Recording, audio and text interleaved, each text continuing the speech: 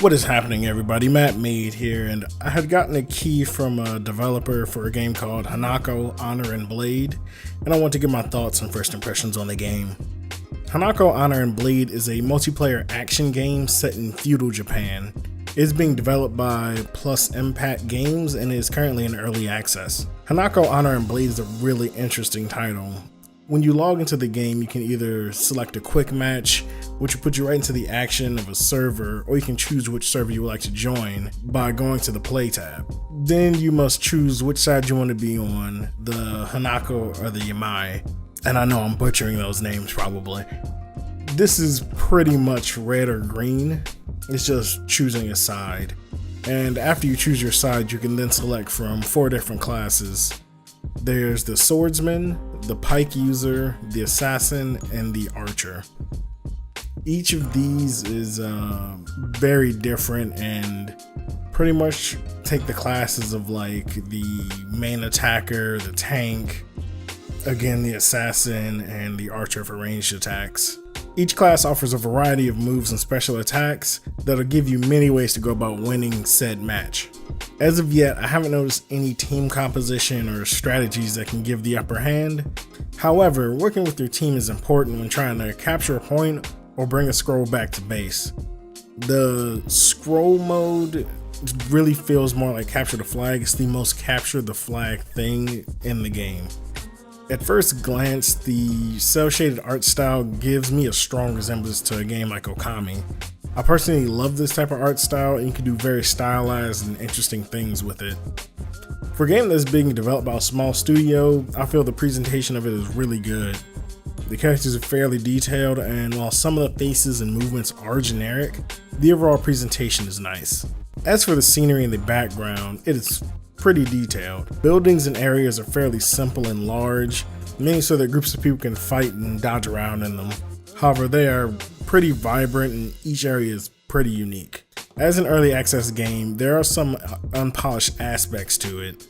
Some of the moves that you think missed actually hit, and there's no real sense of impact to a lot of the attacks. Whether it's that the game is in early access or that a lot of these types of games have that type of thing where they don't do the full feeling of an impact, it's yet to be determined and yet to be seen. The movement is also a bit stiff.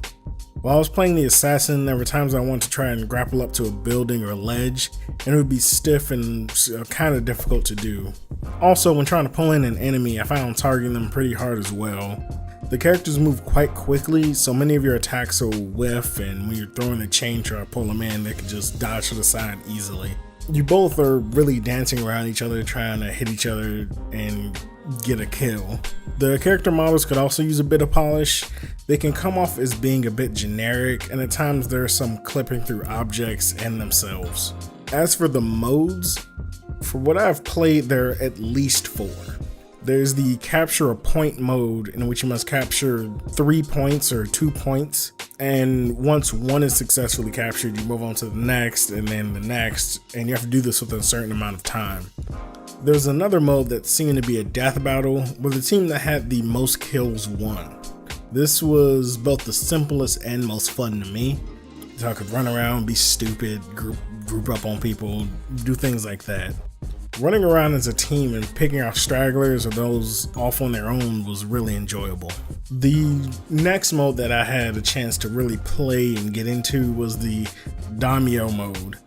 In this mode, there's a daimyo, which is pretty much like a king, I'd say, for ease of reference.